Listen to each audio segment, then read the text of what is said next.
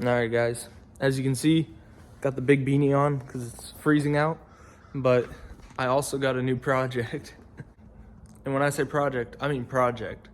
It was $900, but these things aren't really worth anything, and this one has some issues.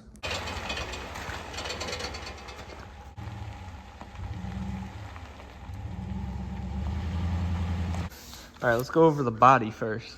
So as you can see, it's got terrible paint right here.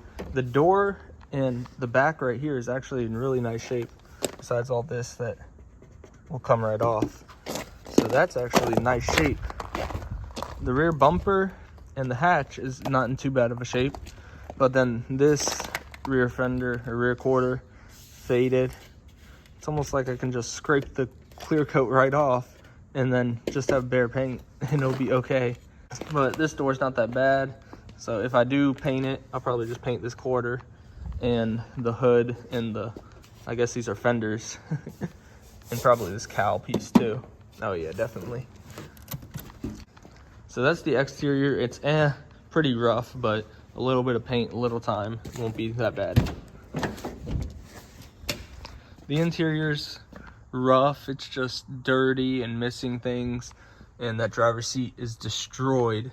The rear, nothing really to speak about, and it's missing a headliner, but headliner shouldn't be too hard to do. It's got the dual moonroof thing, which is pretty cool. And then door panels are rough as well. I don't know, I don't care. It's a $900 car. It's gonna be a little beat up. Now this is what everybody wants to see, I just know. Hood struts somewhat work, they fall down, but that's besides the point. Here is the 1.6 liter supercharged engine that from the top, it doesn't look too bad. It's dirty and stuff. All right, now with the light, you can see it's just got some grime and stuff, you know, but you notice right here, the serpentine belt has obliterated itself. And I haven't checked the pulleys. I need to check the pulleys to make sure they're all good, so I know which ones I have to replace. But over here, it's looking okay. You're like, ah, no leaks right there. Ooh, valve cover's a little seepy. Yeah, seeping.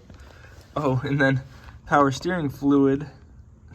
Let me see if there even is any, because it doesn't have power steering. But from what I've read, the fans freeze or something. It's got some fluid, yeah. But I was kind of hoping it didn't, because, oh, now I've got to diagnose more into why the power steering's not working. I'm hoping it's the power steering fan, because this car has an electric power steering pump, which I've never had a car with that before, but now I do. It has a fan that keeps the pump cool. And I guess if the fan can go bad and not spin, and then the pump gets hot, and then it blows the fuse. So I'm hoping that's what happened in my case, and I just have to replace the fan, or maybe the fuse just decided to blow, and nothing's wrong with any of the system. Yeah, right. All right, but let's get underneath. Let's get underneath where my jack is just covered in oil. And there... It is an oily mess.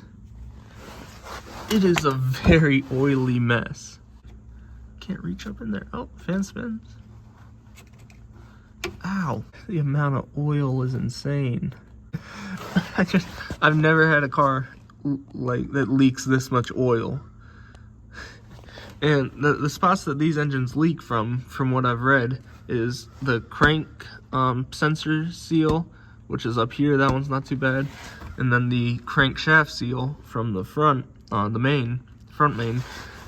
The rear main might be leaking, who knows. Obviously my valve covers gasket's leaking. You can see right there, it looks to be leaking around the oil cooler lines. Yeah, right underneath it on that axle. So that seal's leaking as well. It also has an exhaust leak from that flex joint right there. But I ordered a new flex joint, which should be here, I don't know when, but hopefully that'll fix that issue. It's also leaking coolant from somewhere, I believe around this fitting over here. because I saw green coolant on that fitting. Oh man. It also came with oil right here and a thing of water right here. So yeah, you know it's been leaking. I'm about to take the liners out on this side and try to put a serpentine belt on there so I can at least run the engine and maybe put some coolant in it, see where it's leaking out of. I also need to get the end of the dipstick out because the dipstick's broken, which is, I guess, is another common problem. But it's down there quite a long ways. I don't know how I'm gonna get it, but I need to work on that too. All right, we're in. And I gotta say, BMW did a fantastic job with these little clips that they just strip, so you have to break them all off. I like the metal ones. These ones come right out. They could have did something with that for all of them. But no, they had to use plastic clips that are terrible. We're in here and we got seepage and leakage, but you guys will probably already see it. Idler pulley is toast, which, hey, wait a second. Wait a second. Alternator looks pretty new. Oh, focus. Focus. Yeah, alternator looks pretty new. That's a plus. But idler pulley isn't. And harmonic balancer is looking rough. But I'm gonna pretend I didn't see that. No, if I keep the car, I'll probably replace that. So all the pulleys move except for the supercharger, which is never good. I believe all the old belt is stuck in there, and that's why it's not moving. Hopefully. Or else this thing will be scrap. Alright guys, so as you can see, I did a little bit more than I was expecting to. I pulled off the whole front of the car, put it in front end service mode. And yeah, I did that because just accessibility. It took like 15 minutes to pull all that off, and I just have so much more room. So yeah, you can see the crank position sensor is definitely where the brunt of the leak was. And there's the shiny alternator, definitely been replaced before. Manufacture date 19/09/24, maybe 2019. Okay. Now I can take the dipstick tube out, replace that O-ring because that one might be seeping too, and get the dipstick out of here. So that's a positive. Then I can check my oil. I have a dipstick coming in tomorrow. Man, the one thing I'm happy about this car is the lack of rust. Like, this is just surface stuff. I can almost get it off of my fingernail. But yeah, it's mainly a Florida car. Funny enough, it was a Florida car, so of course it's leaking oil from everywhere. Doesn't have rust. Clear coat failed. I think it's been repainted before. I think the whole body has. It looks like it, at least. And the car's been repossessed twice, both times in Florida. So this car definitely had an interesting backstory. Yeah, I probably won't pull the engine. I was debating on pulling the engine, but if I can get most of the gunk off of here without pulling the engine, that'd be the way to go. I don't know. I might do the pan right now, drain the oil, and do the pan after I clean it all up. I'll debate on it. But the seals I'll probably end up doing crank seal, front main seal, maybe the pan seal, valve cover gasket, and then probably the oil cooler seal in the back, and then see how much it's leaking after that. That should be the majority of the leaks, or almost all of them. Maybe a little bit from the timing cover. If it's just hardly seeping out, I'm just gonna leave it. But if it's dripping a good bit, I'll probably end up pulling the engine, resealing everything, and then putting it back in.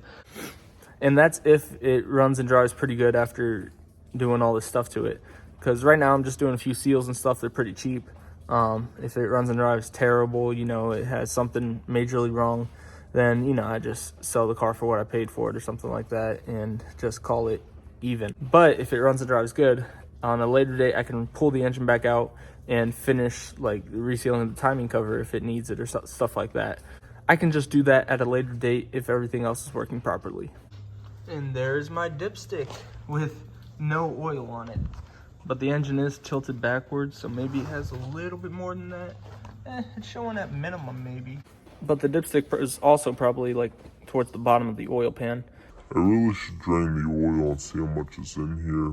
Say to the ones when they make the airs, can't look in the mirror. That shit wild. I stand on the stage, I give them the rage, no turning it down. Contain to get power, we do in the streets, we do it for keys, we do it for rights. I'm 52 weeks, this shit ain't for pleasure, I'm coming to tweak. This shit is for heaven, invented, ain't no but hey, yeah, we write it and wrap it around. I take me a beat and I turn to a beast by the crib on it.